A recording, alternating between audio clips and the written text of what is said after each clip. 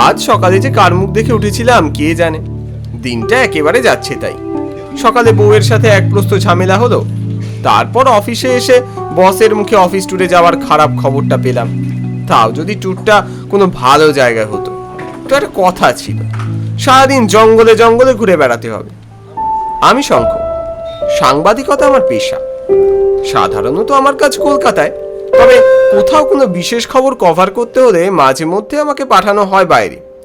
এই যেমন আজ সকালে অফিসে আসতেই বসের গোমরা মুখ দেখে কিছুটা আন্দাজ করেছিলাম যে কিছু একটা ভয়ঙ্কর কোপ আমার উপর আসতে চলেছে। অফিসে ঢুকে নিজের চেয়ারে বসতেই বস ডেকে পাঠালেন। আসতে পারি স্যার? এসো, বসো বসো। খুব গুরুত্বপূর্ণ একটা খবর তোমায় কভার করতে হবে। হ্যাঁ মানে আপনি বললে তো যেতেই হবে। বাঁকুড়ার একটি গ্রামে যেতে হবে এক্ষুনি, আজই, কিছুক্ষণের মধ্যে বেরিয়ে পড়ো। আমি আজকে উঠে বললাম, কি আজকেই বাঁকুড়া? হ্যাঁ হ্যাঁ, এখনই বেরিয়ে পড়ো, তাহলে রাত হওয়ার আগে পৌঁছতে পারবে। তোমার তো মোটর বাইক আছে নাকি? তাতেই চলে যাও। বাঁকুড়া স্থানীয় এক ফটোগ্রাফার আছে আমাদের, ও তোমার সাথে বাঁকুড়ায় দেখা করে নেবে। অন্য কোনো চ্যানেল খবরটা আগে লুটে নেবার আগে আমাদের লুটে নিতে হবে, বুঝলে? ওখানে এক অদ্ভুত ঘটনা ঘটছে। যে গ্রামটা যেতে বলছি ওই গ্রামে বেশ হাতির উপদ্রব। গত কয়েকদিন ধরে সকালে উঠে গ্রামবাসীরা ফসল তছনছ দেখে ভাবছিল হয়তো হাতির উপদ্রব, কিন্তু বন দপ্তরের লোকেরা অনেক খুঁজেও কোনো হাতির দলকে খোঁজ পায়নি। তাহলে প্রশ্ন হলো, হাতি যখন নেই তখন কে বা কারা ফসল নষ্ট করে দিয়ে যাচ্ছে, সেটাই অনুসন্ধান করতে হবে তোমায়, বুঝলে? Yes sir. দূর, এ চাকরি ছেড়ে দেবো ভাবছি। স্যালারি কম, ঝামেলা বেশি। ঝটফট করে ফেল, আমি চললাম। বেরোতে হবে যখন বেরিয়েই পড়ি, দেরি করে আর লাভ কি? বাড়ি গিয়ে ব্যাগ প্যাক করেই বউয়ের বেজার মুখের দিকে তাকিয়ে বললাম, বাঁকুড়া যাচ্ছি, কবে ফিরবো ঠিক নেই। তাড়াতাড়ি করে কোনো মতে 3টে জামা 3টে প্যান্ট নিয়ে রওনা দিলাম বাঁকুড়ার উদ্দেশ্যে। ততক্ষণে ঘড়িতে প্রায় 12টা বেজে গেছে। বউয়ের সাথে রাগারাগি চলছে বলে কিছু খেয়েও বেরোলাম না। বাইক নিয়ে কিছুটা যেতেই খিদে পেয়ে গেল। রাস্তার পাশের এক ধাবাতে বাইকটা দাঁড় করালাম। খেতে খেতে বেশ অনেকটাই দেরি হয়ে গেল। তারপর বাইকে চড়ে বসলাম। চলতে চলতে বাঁকুড়ার মাইল ফলক যখন চোখে পড়ল তখন রাত্রি প্রায় 8টা। রাস্তা একটা লরি উল্টে পড়েছিল, তাই জ্যামেও আটকে গিয়েছিলাম। বাইক রাস্তায় দাঁড় করিয়ে ফটোগ্রাফার ছেলেটিকে ফোন করলাম। হ্যাঁ ভাই, আমি শহরে ঢুকে গেছি, তুমি কোথায়? তোমার নামটা যেন কি? আমি তারক। ও, আপনি সবে শহরে ঢুকেছেন? আমি তো এই গ্রামে চলে এসেছি, এখানে থাকা খাওয়ার সব ব্যবস্থাই করে রেখেছি। সে কি, আমি ভাবলাম তোমার সাথে যাব। ও, চিন্তার কিছু নেই, আমি যেমনটি বলছি তেমন ভাবে চলে আসুন, কোনো অসুবিধা হবে না। সব শুনে যা বুঝলাম আরো প্রায় 2 ঘন্টার রাস্তা। সব ঠিকঠাক থাকলে পৌঁছতে পৌঁছতে রাত 10:30 তো হবেই। অন্ধকার রাস্তা দিয়ে চলেছি, দুদিকে ঘন জঙ্গল। আর কত দূর কে জানে। ঘড়িতে 10:30 প্রায় বাজে। মোবাইলে নেটওয়ার্ক অনেকক্ষণ থেকেই নেই। তারককে ফোন করতেও পারছি না। মাঝে মাঝে একটা দুটো গাড়ি বা লরি উল্টো দিক থেকে হুস হুস করে বেরিয়ে যাচ্ছে। কাউকে পাচ্ছেও না পথ নির্দেশ জিজ্ঞেস করার মতো। আর কত দূর কে জানে। হঠাৎ কিছুটা দূরে রাস্তার বাঁ পাশে টিমটিম করে হ্যারিকেনের আলো দেখতে পেয়ে বাইকটা ওখানে দাঁড় করালাম। সামনে গিয়ে দেখি ওটা একটা ছোট্ট চা বিস্কুটের দোকান। দোকানদার তখন দোকানের ছাপ ফেলার বন্দোবস্ত করছে। আমায় দেখে অবাক হয়ে জিজ্ঞেস করলো, এত রাতে এদিকে বাইক নিয়ে কোথায় যাবেন বাবু? দাদা, মনে হচ্ছে রাস্তা হারিয়ে ফেলেছি। সেই গ্রামটায় যাব যেখানে ফসল নষ্ট হওয়ার ঘটনা ঘটছে। ও আচ্ছা আচ্ছা, সেদিকে যাওয়ার রাস্তা তো অনেক আগেই ফেলে এসছেন। এখানে আসার সময় ওই আধা ঘন্টা আগে একটা মোড় পড়েছিল না, ওই সেখান দিয়ে যেতে হতো আপনারে। আপনি অনেক দূর চলে এসেছেন। আমার তো মাথায় বাজ ভেঙে পড়ার দশা। বললাম, এই রে, কি হবে এবার? সোজা পথে যেতে গেলে বাবু আপনাকে ওই পিছন দিয়ে যেতে হবে।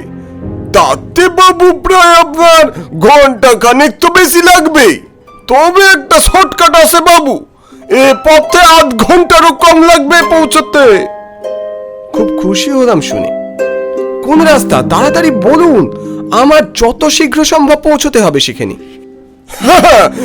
এই তো এই দিক দিয়ে জঙ্গলের মধ্যে দিয়ে ঢুকে যান, দেখবেন একটা পায়ে হাঁটা পথ গেছে। সোজা যেতে যেতে একটা নদী পাবেন, সেই নদীর পাশ দিয়ে ডাইনে একটু গেলেই সেই গ্রাম। লোকটাকে ধন্যবাদ জানিয়েই বাইক ঢুকিয়ে দিলাম জঙ্গলের মধ্যে। অমাবস্যার রাত, ঘুটঘুটে অন্ধকার। জঙ্গলের মধ্যে ঝিঝির ডাক অনবরত চলছে। হঠাৎ হঠাৎ মাথার উপরে কি যেন এপাশ থেকে ওপাশে লাফিয়ে যাচ্ছে। বেশ ভয় হতে লাগলো এবার। রাস্তা মনে হচ্ছে আবার হারিয়ে ফেলেছি। কোন দিকে যেতে হবে কিছুই বুঝতে পারছি না। পাগলের মতো বাইক চালিয়ে যাচ্ছি শুধু। নদীরও কোনো দেখা নেই। হঠাৎ চোখে পড়ল খানিক দূরে কোথাও আগুন জ্বলছে। তার মানে মানুষ আছে ওখানে। এই তো, ওদেরকে বলেই গ্রামে যেতে পারবো। তিলদণ্ড দেরি না করে গাছপালার ফাঁক দিয়ে ছোটালাম বাইক সেই দিকে। আলোর কাছাকাছি পৌঁছে একটু দূরে গাছের আড়ালে দাঁড়িয়ে দেখলাম একদল লোক এদিক ওদিক ছড়িয়ে ছিটিয়ে বসে আছে। তাদের গায়ে কিচ্ছু নেই। হাঁটুর উপর ধুতি, কপালে সিঁদুরের তিলক, মাথায় গামছা বাঁধা, আর সারা গায়ে চকচকে করে তেল মাখা। চোখগুলো রক্ত জবার মতো টকটকে লাল, গোঁফগুলো পুরুষ্ঠ ও পাকানো। এক ভাঙাচোরা মন্দির প্রাঙ্গণ আসলে ওটা। মন্দিরটা বোধহয় কম করে তাও 300-400 বছরের পুরনো তো হবেই। ভাঙা দেওয়াল থেকে একটা অশ্বত্থ গাছ বেরিয়ে নিজের ছুরি নামিয়ে দিয়েছে। ওদের কাছে যাব কি? ওদের দেখেই তো ভয় প্রাণ পাখি খাঁচা ছেড়ে পালাবার উপক্রম হলো। মনে হচ্ছিল কোনো ভয়ঙ্কর ডাকাত দল হতে পারে, ঠিক যেমনটা আমরা টিভি বা সিনেমায় দেখে থাকি। তবে এই ডাকাত এই কালের বলে মনে হলো না। গাছের আড়ালে দাঁড়িয়ে ওদের দিকে লক্ষ্য রাখলাম। ওরা কি সব আলোচনা করছে। একজনের হাতে চকচকে কাঁটায়। হঠাৎই পিছন থেকে রে রে করে দুজন হাতে মশাল নিয়ে তেড়ে এলো আমার দিকে।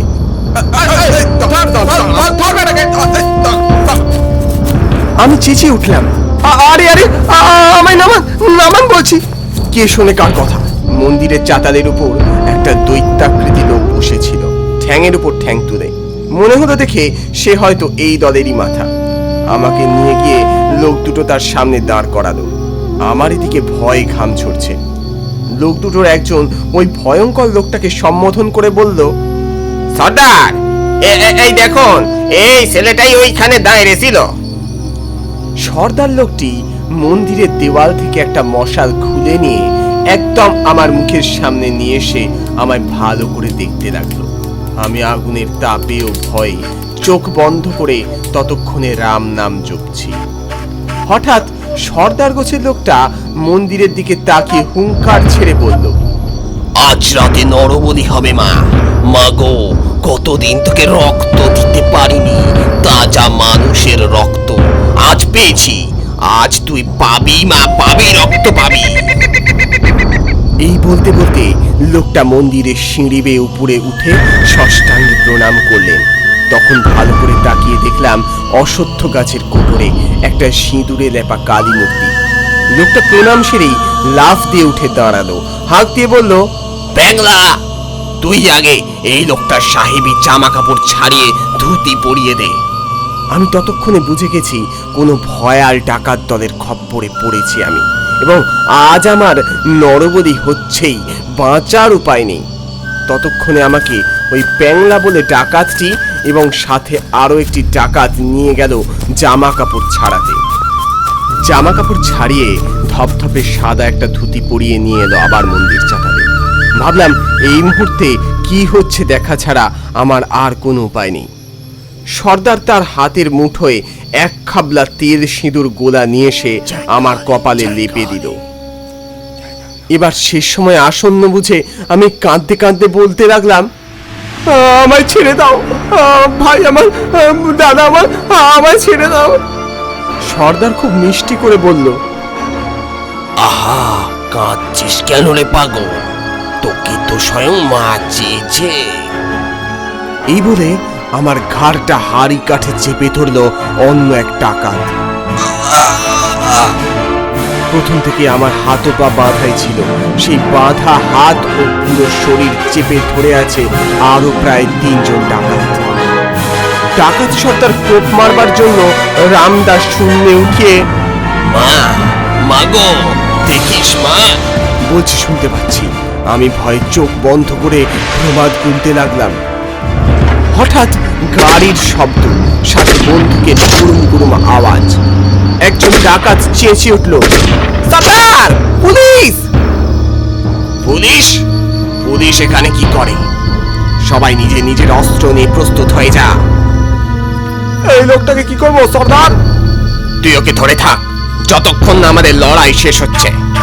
এই মদনা কারোর কাছে মাথা নত করে না। মায়ের আশীর্বাদ আছে এই রামদাতে। এই দিয়া ছিন্ন করব ব্রিটিশের গলা। ব্রিটিশের গলা? এসব হচ্ছেটা কি? হাড়ি কাঠে আমার গলা ঠোকানো থাকলেও সামনে যা হচ্ছে সব আমি দেখতে পাচ্ছি। আধ পুরনো একটা ফোর্ড গাড়ি করে কতগুলো পুলিশ, কিন্তু একজন পুলিশ, তাকে দেখতে মোটেই ভারতীয়দের মতো নয়। দেখেই মনে হচ্ছে বিশুদ্ধ ইংরেজ রক্ত। সে আধো আধো বাংলায় বলে উঠল, মর্জনা সারেন্ডার নাও। বাজ খাই গলায় জঙ্গল কাঁপিয়ে হা হা করে হেসে উঠল মদনা সর্দার। আমাকে ধরা অত সহজ নয় লালমুখ। পুলিশটি সাথে সাথে ফায়ারিং শুরু করে দিল। আমাকে ধরে যে লোকটা বসেছিল, একটা গুলি লাগলো তার বুকে। সে আমার উপরই ঢলে পড়লো। বুঝলাম প্রাণবায়ু বেরিয়ে গেছে। ওদিকে মদনা সর্দারও ছেড়ে কথা বললো না, ছুড়ে দিল রামদাটা। সেটা ওই ব্রিটিশ পুলিশের গায়ে না লেগে বিঁধে গেল একটা গাছে। এবার মদনা কোমরে গোজা ছুরিটা বার করে নির্দ্বিধায় গেঁথে দিল ব্রিটিশটির বুকে। জয় মা, জয় মা। ব্রিটিশ পুলিশও শেষ ছবল মারতে ভুলল না। ছুরি গুজে দিয়ে মদনা যে দুহাত তুলে হাহা করে হেসে উঠলো, অমনি ব্রিটিশটাও মদনার দিকে বন্দুক তাক করে ছুড়ে দিল গুলি। সে মদনার বুকে গিয়ে লাগলো গুলি। ততক্ষণে সবকটা পুলিশ অফিসারে অন্য ডাকাতগুলোর ঘায়ে মৃত। ডাকাত দলের আর কেউ বেঁচে নেই। চোখের সামনে এক বিশাল রক্তক্ষয়ী যুদ্ধ ঘটে যেতে দেখে তখনও আমি একটা ঘোরের মধ্যে। এই বিশাল জঙ্গলের মধ্যে আমি তখন একা জীবন্ত মানুষ। হাত পা বাঁধা অবস্থায় হাড়ি কাঠে গলা ঢুকিয়ে বসে আছি। ভাঙা মন্দির থেকে শুধু কালী মায়ের প্রস্তর মূর্তি আমার দিকে তাকিয়ে আছে।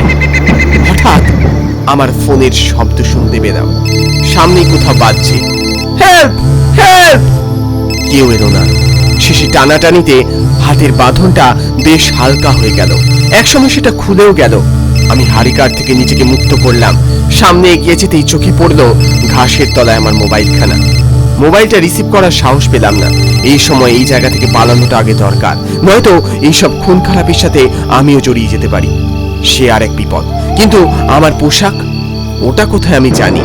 কোনো রকমে গায়ে জড়িয়ে নিলাম, কপালের তিলক কোনো রকমে মুছে নিলাম। আর কিছু না ভেবে জঙ্গলের রাস্তা দিয়ে চোখ বন্ধ করে প্রাণপণে ছুট দিলাম। অন্ধকারে ছুটতে ছুটতে হঠাৎ ধাক্কা লাগলো একটা লোকের সাথে। খেয়ালই করিনি জঙ্গল শেষ হয়ে গেছে। এটা একটা গ্রাম। আরে মশাই, দেখে চলতে পারেন না? সরি, ভুল হয়ে গেছে।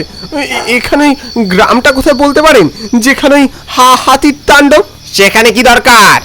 খবর করতে এসেছিলাম। আপনি কি শঙ্খবাবু? হ্যাঁ। আমি তারক। আপনাকে ফোনে পাওয়ার চেষ্টা করছিলাম, ফোন তুলছিলেন না কেন? আর আপনার বাইকটাই বা কোথায়? আর বলবেন না, বাইকটা চুরি হয়ে গেছে। আর তাড়াহুড়ে আসতে গিয়ে বুঝেছি বুঝেছি। কি বিপদ বলুন তো। চলুন চলুন, এখন খেয়ে ঘুমিয়ে নেবেন, চলুন। ছেলেটাকে আদ্যপান্ত ঠপ মারলাম। কিচ্ছু করার নেই। সব সত্যি বললে পুলিশ আমাকেই জড়িয়ে নেবে। শুধু একটাই সমস্যা, ওই বাইকখানা যে ওখানেই পড়ে আছে। আর একটা কথা আমায় ভাবালো, আসতে গিয়ে তো কোনো নদী চোখে পড়লো না। তবে এসব ভাবতে ভাবতে ঘুম এলো। সকালে উঠে খবর করতে গিয়ে অবাক হতে হলো। ঠিক যেখানে কার কালী মন্দির ছিল, আজ সেখানে ধান খেত, ফসল সব তছনছ হয়ে গেছে। কোনো মৃত লোক নেই, পুলিশের গাড়ি নেই। গায়ের এক লোক অভিযোগের সুরে বলল, দেখেছেন বাবু, দেখেছেন? আজ ওই হাতিগুলো আমাদের সব বোনাস করে গেল। আমি এর জবাব না দিয়ে মৃদু কণ্ঠে বললাম, আচ্ছা, এখানে মানে এই জঙ্গলে কি কখনো কোনো ডাকাতের বাস ছিল? গ্রামের প্রধান এগিয়ে এসে বললেন, হ্যাঁ, আজ থেকে প্রায় 200 কি 250 বছর আগে এই জঙ্গলে একজন কুখ্যাত ডাকাত থাকতো। নাম ছিল তার মদন ডাকাত। পুলিশ ওকে ধরতে না পেরে ওর মাথার দাম ঘোষণা করে 50 টাকা। প্রতি অমাবস্যার রাতে ওরা আসতো নরবলি দিয়ে পুজো করতে। কেউ খবর দিয়ে দেয় পুলিশকে এই ব্যাপারে। এক অমাবস্যার রাতে ওরা তখন নরবলির আয়োজন করছিল, ঠিক তখনই পুলিশ এসে হামলা করলো। পুলিশের গুলিতে ওরা সবাই মারা যায়। অবশ্য মারা যাবার আগে ওরাও পুলিশকে ছাড়েনি। সেই লাশগুলি গ্রামের লোকেরা ওই নদীতেই ভাসিয়েছিল। আচ্ছা, সেই নদীটি কোথায়? ওই নদী তো কতকাল আগে শুকিয়ে গেছে বাবু। আপনাদের যে ফসল নষ্ট হচ্ছে সেখানে কি আদৌ হাতির পায়ের ছাপ পাওয়া গেছে? না না বাবু, কোনো হাতির পায়ের ছাপ নেই, বরং গাড়ির চাকার ছাপ থাকে। আমার তখন কোনো কিছু বুঝতে আর বাকি রইল না। আজ কয়েকদিন হলো ওই গ্রাম থেকে ফিরে এসেছি আমার শহর কলকাতায়। অফিসে এসেই আমার কলিগ বিশ্বজিতের সাথে দেখা। কি খবর? শুনলাম নাকি খবর করতে গিয়ে ভূতেদের খপ্পরে পড়েছিলি।